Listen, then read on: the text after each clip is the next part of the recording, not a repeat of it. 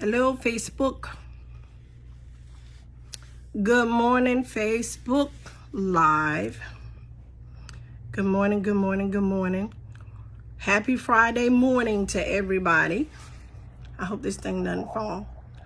But anyway, I don't have a lot of time, but I want to come on here and I want to be obedient. I have been nudged in my spirit all morning on my way to work. I don't know which way this is going to go, but I'm on here to be obedient to what I believe that is in my spirit. So on the way to work this morning, I kept hearing a word in due season, a word in due season, a word in due season. So I'm in my office and I'm trying to work, and I keep hearing the same thing. And so a word in due season, it is a powerful thing, and it's powerful because it's not just any word. It's a word that you need right now. It's a fresh manna word that you need right now. I wrestled coming on Facebook Live because we have so many people on YouTube everywhere. You have prophetic words everywhere. And so sometimes the sound or the voices can get entangled with things that are not relevant to us. So I don't tend to listen to a lot of prophetic words because it's the word that I need in this due season. And so I have prophets, people who speak over my life, and I have all due respect for all the people of God. But I was struggling this morning with this particular word. And instead of trying to keep sending little posts, I have work that I need to do. It's like, go ahead and just do this live, because this may be a word for somebody. A word in due season is what saved my life from committing suicide. And so it was that word that I needed then. If that word had been sent the day after, it would have been too late. If it had been sent the day before, I don't think I would have been ready to hear it.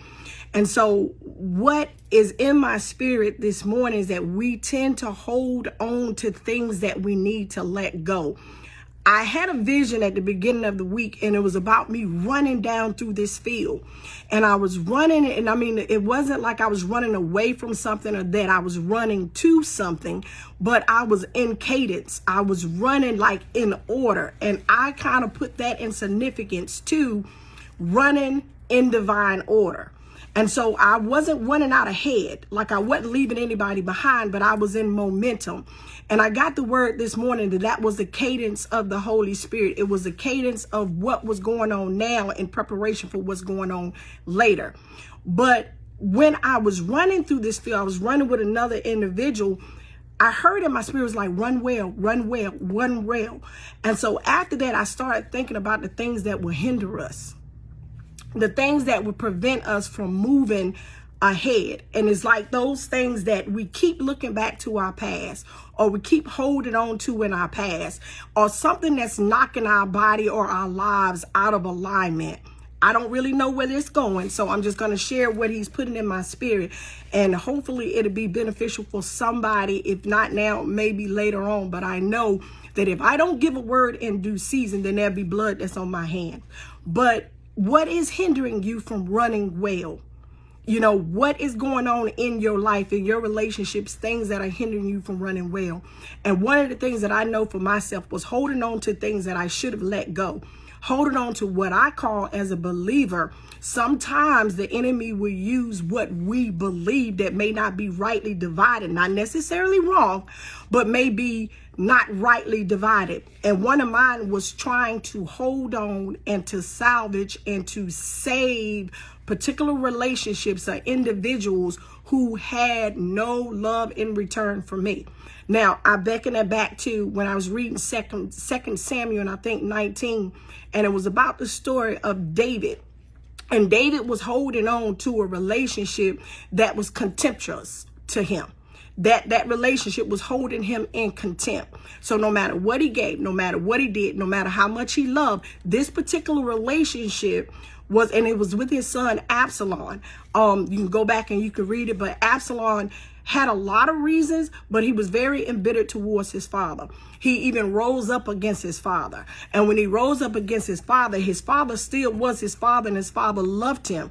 But when Absalom rose up, the commander, Joab, they went after Absalom, but David was like, be mindful of my son Absalom. So when Absalom, he was murdered, he was murdered, and the kingdom was given back to David. Joab, the commander, here I'm going into a whole nother story, but anyway, when Joab came to David about his son, he was grieving because he kept holding on to a relationship that was destroying him, a relationship whose intent and motive was to destroy, to kill him, to keep him, and this was his son.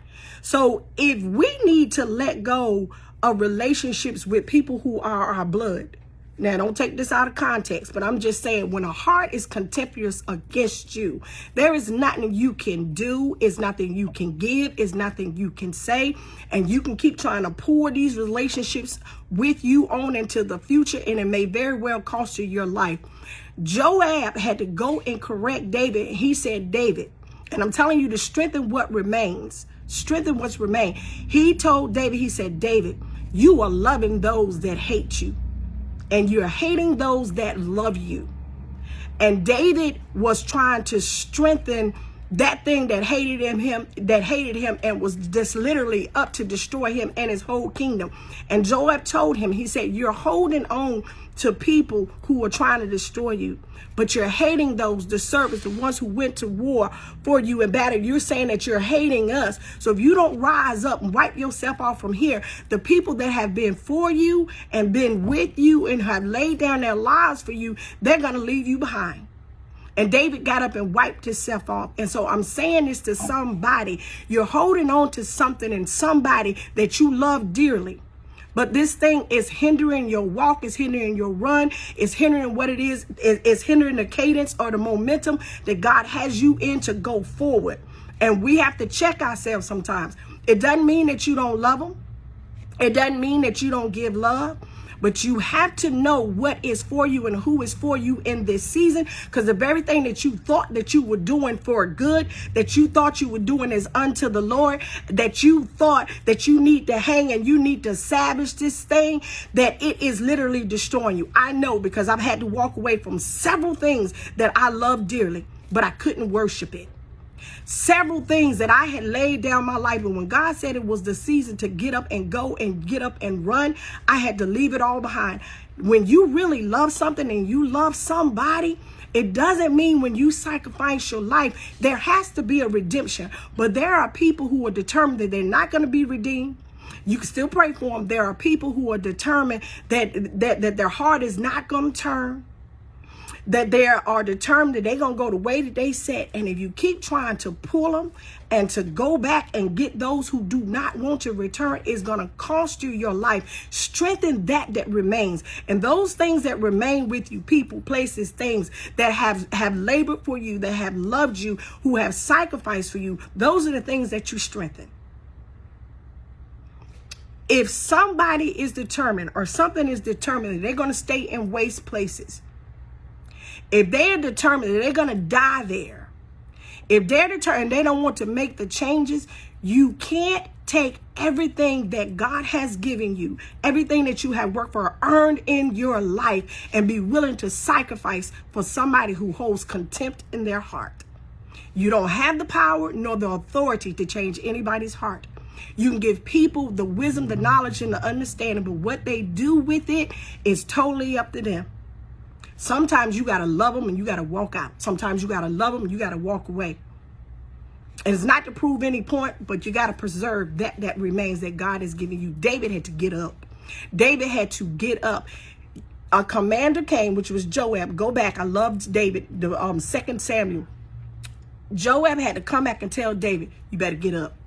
Because you're about to lose the kingdom. You're about to lose everything that God gave you. And you're about to lose the people who have laid down their lives for you. Never forget those that have been there to help and support you, because you're loving something that is holding you in contempt and does not have the ability or power to love you back. I got to get back to work, y'all. So I don't know who this is for, but I pray that it'll be a due season. Again, the word that is needful is the one that is due today. that is needful to the day. So if you hear it and this thing hits you in your spirit, I just encourage you to get in cadence with God. Get in cadence with him. When you in cadence with him, you ain't going to get left behind. You ain't going to go out too quickly. You ain't going to move too rashly. So I pray that my obedience, I got to get back to work. See all that stuff on that table? I got to get back to work. But he kept nudging me and nudging me and nudging me. So whoever this word is for, this is the word in due season, and it would change your life. God bless y'all.